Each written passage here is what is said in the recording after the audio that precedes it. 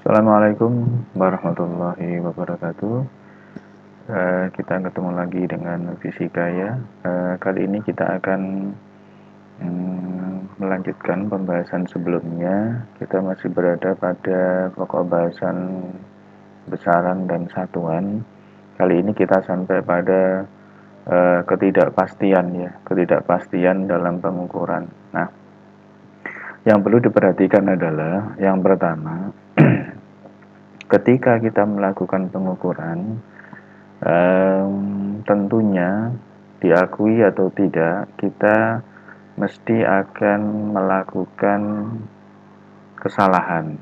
Nah, kesalahan itu mestinya kita tidak menginginkan terjadi kesalahan, namun dalam sebuah pengukuran di laboratorium itu tentunya kita harus mengakui bahwa keberadaan kita ya, mungkin dari posisi kita melihat sebuah alat ukur, kemudian pada saat kondisi kita ya, kondisi psikologi atau mental kita pada saat melakukan pengukuran, itu pastinya akan ada sedikit kesalahan di sana.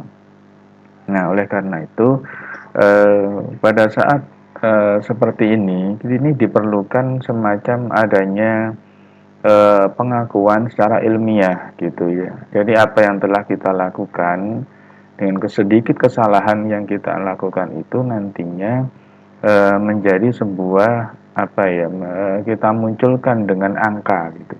Kita munculkan dengan angka sehingga pada saat pengukuran itu tingkat presisinya atau tingkat ketelitiannya itu lebih tinggi.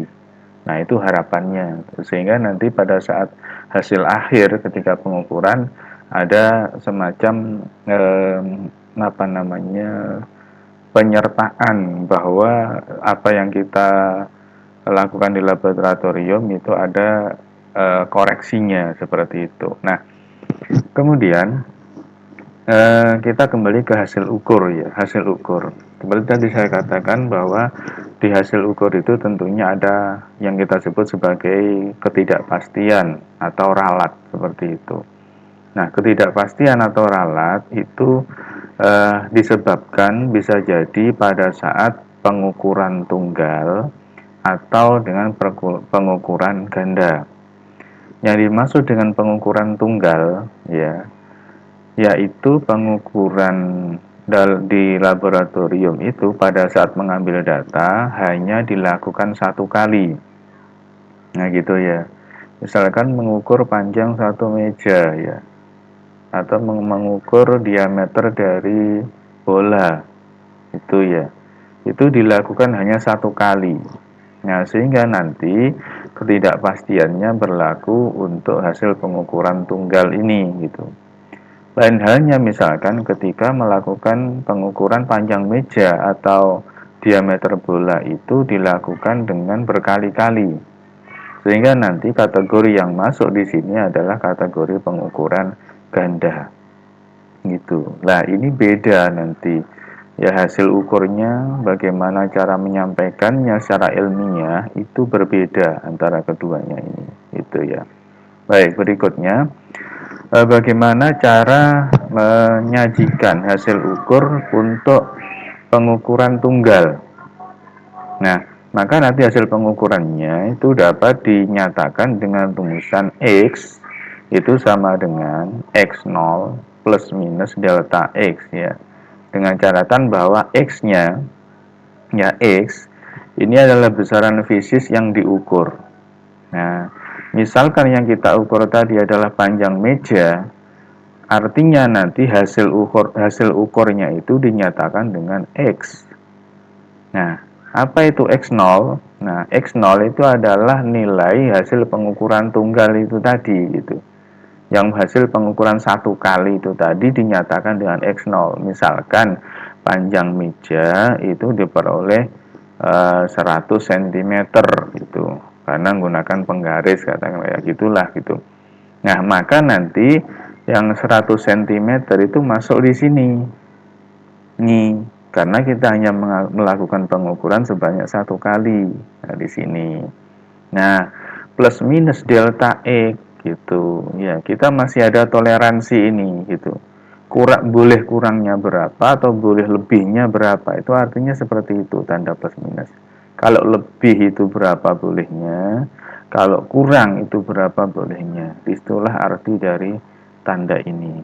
Nah, apa itu delta X? Nah, delta X adalah ketidakpastian hasil pengukuran. Nah, kalau nanti yang kita gunakan sebagai alat ukur ini adalah penggaris, kita tahu bahwa ketelitian dari penggaris itu adalah 1 mm. Ya, atau yang kita gunakan nantinya pada saat pengukuran adalah jangka sorong dengan ketelitian 0,1 mm, atau juga bahkan pakai mikrometer skrup dengan ketelitian 0,01 mm. Nah, seperti itu. Maka nanti delta X-nya ini adalah setengah dari nilai skala terkecil alat ukur yang kita pakai. Ya, kita sebut sebagai NST, yaitu nilai skala terkecil. NST itu berarti setengahnya gitu. Artinya kalau kita sekali lagi menggunakan penggaris, sedangkan nilai skala terkecil dari penggaris itu adalah 1 mm, maka nanti delta X-nya adalah setengah dikali 1 mm. Berarti 0,5 mm. Nah, seperti itu. Ini kalau nanti yang digunakan penggaris, dan begitu selanjutnya pakai jangka sorong ataupun mikrometer skrup.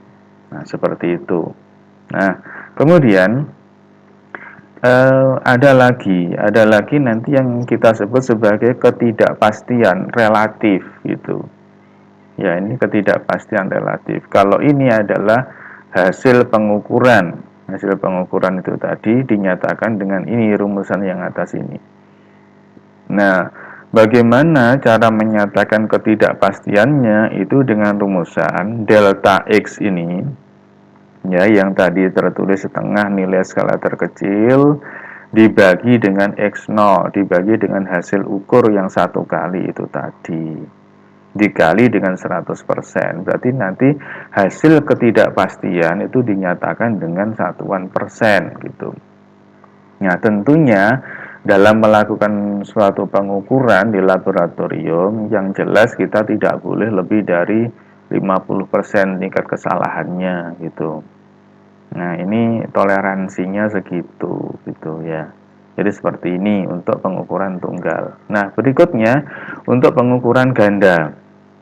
Ya, untuk pengukuran yang dilakukan lebih dari 1 kali. Itu misalkan tadi mengukur diameter bola dengan menggunakan mikrometer skrup. Artinya bolanya kecil, bukan bola yang besar ya. Ini bola kecil yang ada di laboratorium gitu. Nah, misalkan itu dilakukan berkali-kali, ya, dengan tukar posisi dan yang lain-lainnya, bola itu kemudian diukur. Nah, hasil ukurnya nanti kita tidak bisa secara langsung masukkan pada rumusan ini. Yang pertama kita harus cari adalah berapa X rata-ratanya. Ini X rata-rata. X rata atau rata-rata ini diperoleh dari X1, hasil pengukuran yang pertama. Hasil pengukuran yang kedua X2, hasil pengukuran yang ketiga kita sebut nama X3, dan begitu selanjutnya sampai sigma X dibagi dengan banyaknya berapa kali dia melakukan pengukuran. Nah, ini jumlah pengukurannya. Nah, sehingga nanti delta X-nya, ya, kalau ini adalah X rata-rata, kalau ini adalah X rata-rata, berarti kan jumlah dari hasil ukur yang pertama, jumlah hasil ukur yang kedua, hasil ukur yang ketiga kita jumlahkan dibagi berapa kali dia melakukan pengukuran. Itu adalah X rata-rata. Nanti yang dipakai di sini ini adalah X rata-rata. Nah, sementara delta X-nya ini bukan lagi menjadi setengah NST, bukan jadi setengah nilai skala terkecil, tetapi sudah jadi rumusan statistik seperti ini. Nah, ini adalah ketidakpastian untuk pengukuran yang berulang gitu. Nah, ini N-nya adalah jumlah pengulangan, dilakukan berapa kali penelitian itu. Kemudian ini ada sigma XI kuadrat, dan ini beda. antara depan sama belakang ini beda. Kalau ini yang di depan, ini adalah angka yang diperoleh dari hasil pengukuran itu dikuadratkan dulu. Ya, ini dikuadratkan, dikuadratkan, dikuadratkan, dikuadratkan, lalu dijumlah. Ini di sini. Nah, itu ya. Jadi ini kuadrat, kuadrat, kuadrat, kuadrat, lalu dijumlahkan. Nah, masukkan ke sini.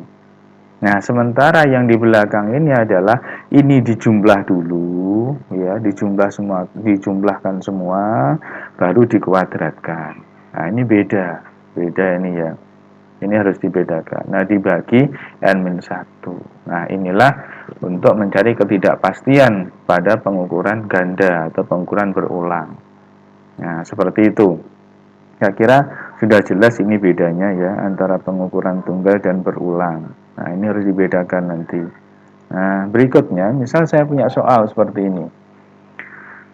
Seseorang melakukan pengukuran ya tebal buku tulis dengan menggunakan jangka sorong. Nah, hasil pengukurannya adalah sekian. Nah, berarti di soal ini ternyata hanya menunjukkan bahwa pengukuran itu dilakukan dalam waktu satu kali, dilakukan satu kali pengukuran ini. Nah, dengan memperhitungkan kesalahan mutlak, ya, pembacaan dari hasil pengukuran tersebut dapat dituliskan menjadi titik-titik. Kita harus mencari gimana cara melaporkan hasil pekerjaan pengukuran ini gitu. Ya, tentunya kita sudah jelas masuk ke kategori pengukuran tunggal yang ada di sini. Nah, maka nanti kita tinggal nyari ini. X-nya berapa? X0-nya berapa? 4,36. Udah jelas. Nah, berarti ini sudah jelas. Nah, kita tinggal nyari berapa delta X-nya. Karena yang digunakan adalah jangka sorong. Ya, jangka sorong itu nilai skala terkecilnya berapa dari jangka sorong? 0,1 kan, 0,1 mm itu adalah miliknya jangka sorong gitu. Maka jawabnya seperti ini. Nah, ini ya, ini X0 nya sudah ada, sudah betul. Nah, kemudian NST-nya 0,1 ya, 0,1 mm ini adalah miliknya jangka sorong. Nah, gitu, dikalikan setengah tinggal 0,05, sehingga jawabannya apa? Jawabannya adalah yang yang B gitu ya, yang B 4,36 di plus minus 0,05 mm. Nah, ini cara menyajikan cara menyajikan hasil pengukuran secara ilmiah. Artinya apa? Ini boleh kurang dari 4,36 dikurangi batasnya ini 4,36 dikurangi 0,05 atau 4,36 ditambah 0,05. Jadi rentangnya segitu kesalahan yang diperbolehkan itu. Nah, jadi seperti itu untuk menjawab persoalan tentang pengukuran tunggal. Nah, saya kira demikian untuk penjelasan bagaimana masalah menyatakan ketidakpastian dalam pengukuran. Tetap semangat, selalu belajar tekun. Jangan lupa untuk like, komen, dan subscribe-nya. Assalamualaikum warahmatullahi wabarakatuh.